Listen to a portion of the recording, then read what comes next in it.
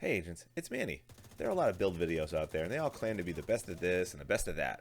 Well, I'm not here to post another best DPS build video. Instead, I'm going to show you the best budget build using the 80-20 rule. The 80-20 rule states that 20% of your activity will be accounted for 80% of your results. We can apply this rule to almost any aspect of life, and this includes gear grinding in the division. I'll call this the common man's build, and the reason for this is because most of us do not have time to grind 10 to 12 hours a day to get the best in slot pieces. Most of us are not pushing world first or speed running the raid. Instead, we just want a decent build that'll do good DPS and help us clear content, either solo or in a group. So in this video, I'll go over a build that is easy to gather and even easier to use. We'll be focusing on a lot of passive skills that don't require too much focus to make sure the talents are active. I'm talking about talents like Spark, where you have to damage enemies with skills or grenades, Finisher, where you must switch from pistol after a kill, Spotter, where you have to get additional damage to pulsed enemies, or on the ropes, which requires you to keep your skills on cooldown. While these are all great ways to increase and even maximize your DPS, they also require a constant vigilance to make sure that they're active. A lot of people just forget to activate them and thus lose out on DPS anyway.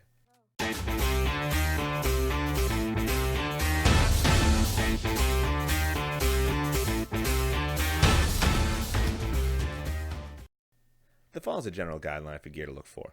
I try to use gear that has blueprints first because we can be guaranteed at least that brand set piece, because what we look for is brand set first, followed by talent, and then attributes.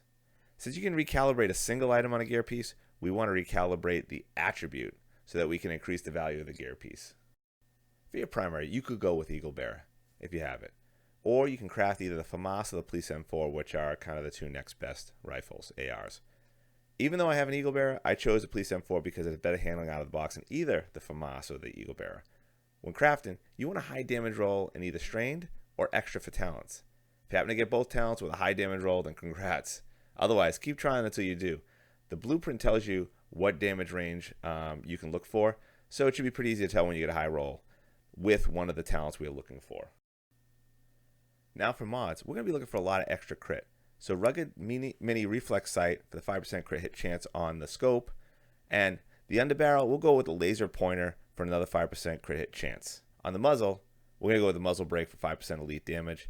And as always, if you have it, go with sturdy extended mag or light extended mag if that's all you have.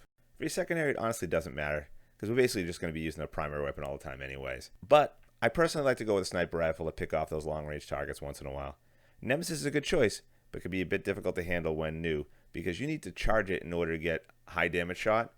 Might be easier for a newer player to go with a regular sniper rifle, probably something like the classic M44, which does good base damage. Get any pistol you want, preferably one with protected reload, which is a holster talent. It's a great passive talent that gives you additional armor while reloading. It gives no benefit to DPS. It is purely for defensive talents. I don't actually have one. I picked up Orbit the other day from the DZ. For mask, we'll go with the D&H Le Mans Medium Breather. This mask is a blueprint, so it can be crafted.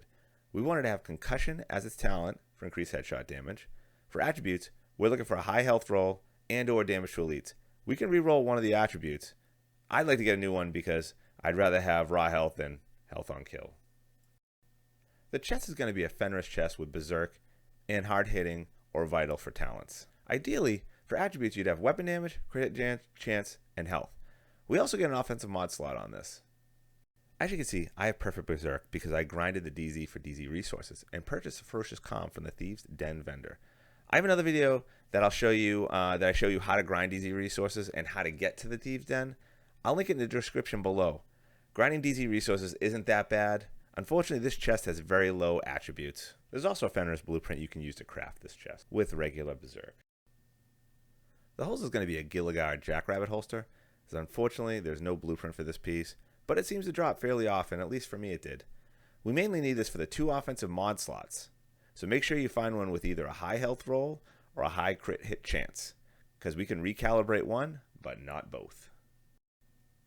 For backpack, we want a D&H backpack with vital on it, or hard hitting if your chest has vital. The current meta is to get Spark and Vital, but honestly, while Spark gives you more DPS, it's much harder to play because you need to set it up first with a skill or explosive damage.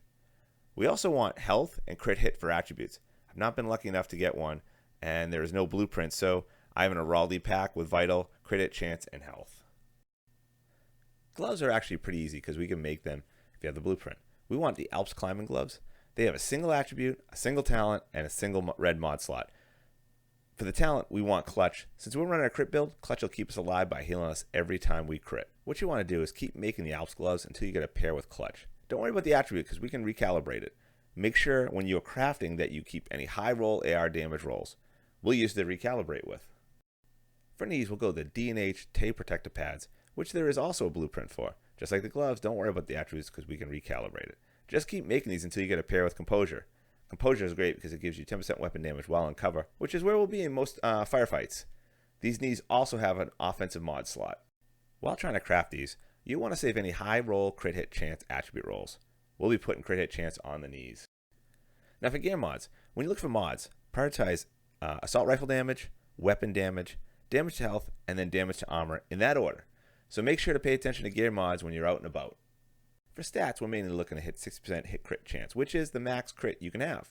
This will help us do decent DPS because of strained on our primary, and also keep us alive because of clutch.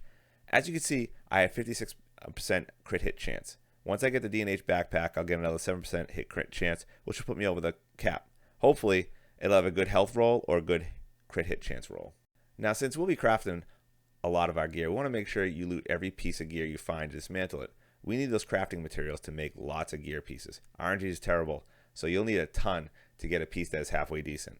But I seem to have a lot better luck crafting than I do finding gear in the open world.